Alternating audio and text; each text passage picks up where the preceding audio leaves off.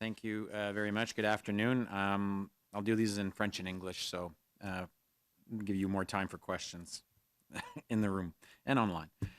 So in June, we shared a set of commitments to improve HR and pay services across the Government of Canada. Today, we're reporting back on what's working, a few things that are lagging, and what's next. It's important to note that the dashboard that we've been providing starts in April 25 and ends in June 2026, so it's an extra quarter to the fiscal year. So we're halfway through that segment of time, and the results are currently showing steady progress, and we're very happy with them.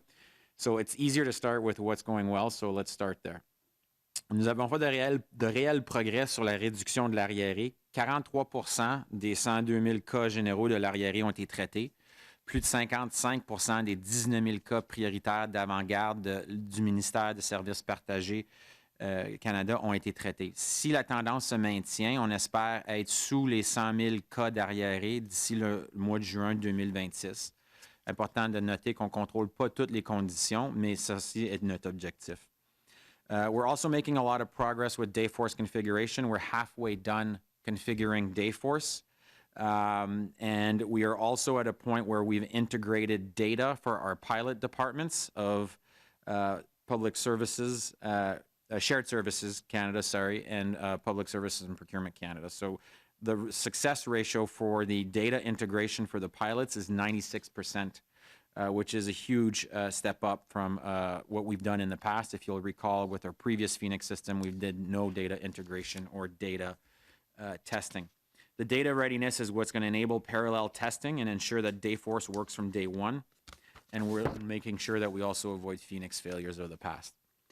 There are some areas on the dashboard that need acceleration, as you could see. So some commitments are going to require us to move a little bit more aggressively in the next 2 quarters.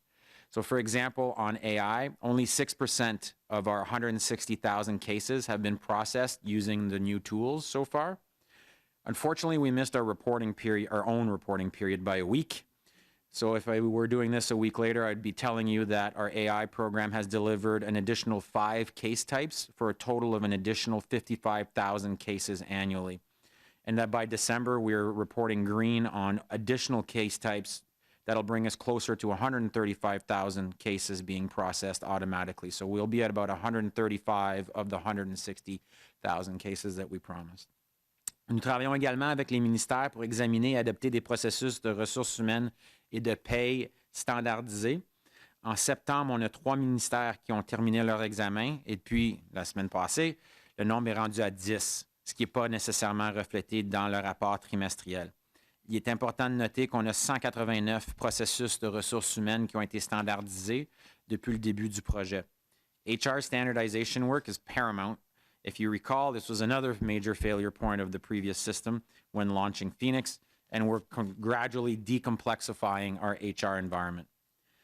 That said, technology alone isn't going to deliver transformation. Change management is critical, and preparing departments and employees for the upcoming change is vital. Pay accuracy today now sits at 98.4%, an increase from our last reporting period. But many remaining errors stem from delayed or incorrect HR actions. It's not necessarily always the pay system's fault, and we need your help in dispelling some of these myths. Cela signifie que les ministères doivent assumer leur part du processus. Un échec à saisir les données à temps n'est pas un problème de système, mais un problème de responsabilité de ressources humaines. Il est impératif que les gestionnaires comprennent leurs responsabilités et traitent les mouvements de ressources humaines dans les délais prescrits. Les employés ont également un rôle à jouer, rester informés, assister aux séances d'information et signaler rapidement des problèmes. To put this in a real-life example, here's what HR accountability means when it comes to, for example, overpayments. Overpayments continue to be reported as a pay issue, but over 70% of them are actually due to the fact that managers are not approving transactions on time. So for example, when an employee goes on leave without pay, but their manager doesn't input that leave into the system, the employee's pay continues as normal, causing an overpayment. That's not a pay issue, that is an HR management issue. Ce n'est qu'un exemple parmi tant d'autres. Payer les gens à temps, c'est un travail d'équipe. La réussite dépend de la responsabilité partagée à l'échelle du gouvernement.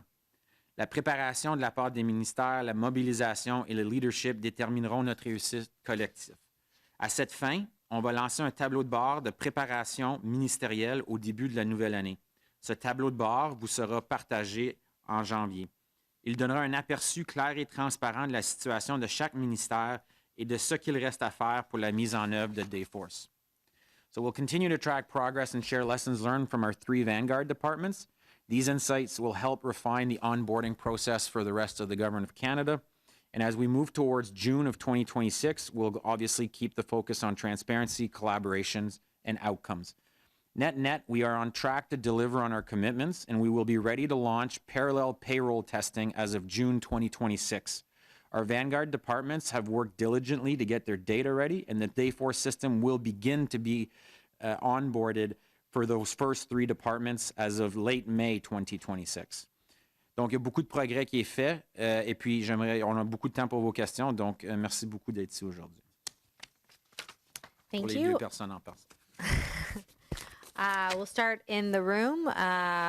One question, one follow-up, and then we'll go online. If you have a question on Zoom, please use the raise hand function. And given that, we don't have a lot of people here, we might be able to go more questions afterwards. Marlo from the Hill Times, go ahead. Hello.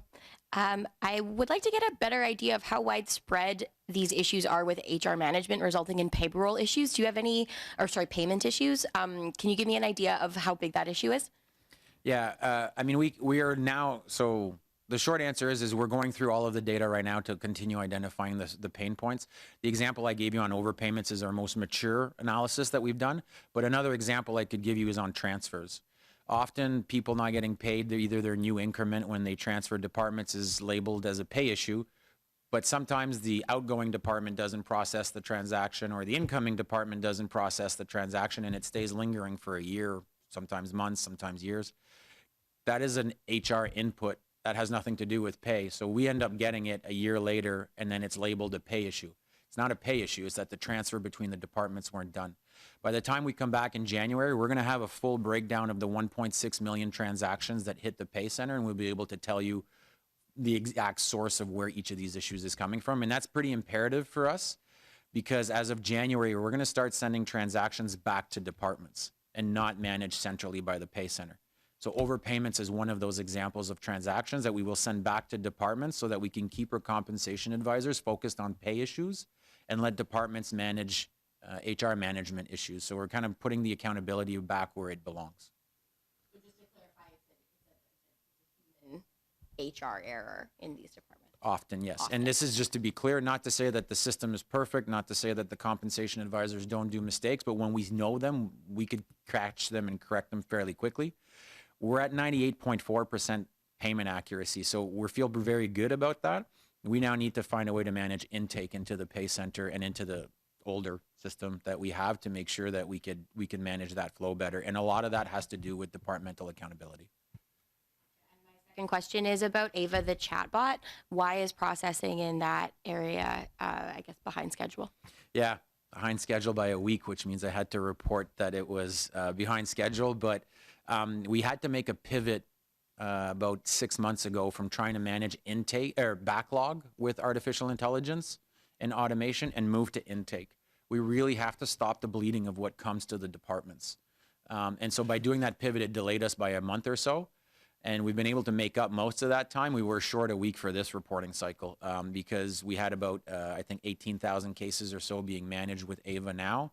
But as I said, as of last week, we have an additional 55,000 cases. We just missed our reporting period by a week, unfortunately. That number plus 55,000. That's correct, yeah. 160 plus 55. Okay, just Yeah, wanted to triple check. yeah. So of the 160, by the time we report in January, we're anticipating to be at about 135,000. So I would report it orange, but going towards green. Grace from Global News. Hi. My question is related to the budget. Has the government consulted at all with PSPC about spending restraint? And if so, what did those discussions focus on? Yeah, we have our funding until next fiscal year. So there's not been a lot of discussions on that front for us as a project. The way we've been funded is phase by phase. Next time we go back for budget, it's for deployment. So we will have done all the prep work, all the consultation. So for us, I think it was budget 24, we received 2 years of funding. So we're good to continue the definition phase of this project and move forward. I don't have a second question. You sure? I'm sure. It's your third day. Yeah, you're doing good. Okay. I don't see any raised hands on Zoom, so I will just give a little bit of time for anyone who wants to raise their hand. Marla, did you have another question?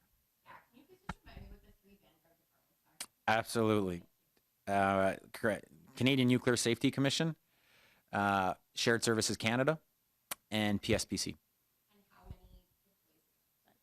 I believe it'll be closer to 30,000, but we'll get you the exact stats just to be clear there. But I think it's closer to about 30,000. I think SSC is about 10. We're about 19 at PSPC, and then left over of that is CNSC. And is this tracker, is it going to be sent out? I tried to take a picture of it, but it was kind of. Yeah, we could send that out for sure. Yeah, That's that's awesome. not a problem. A lot of our documentation, I will invite you, is on our open government portal. So, our meeting minutes are, you name it, a lot of things are there. Our third-party testing, as soon as we get through that, will be there. So the portal has a lot of that information, but we're definitely sending that around. Anything else? We're good. Last call. Okay. We are We're good. so close to success. Thank you.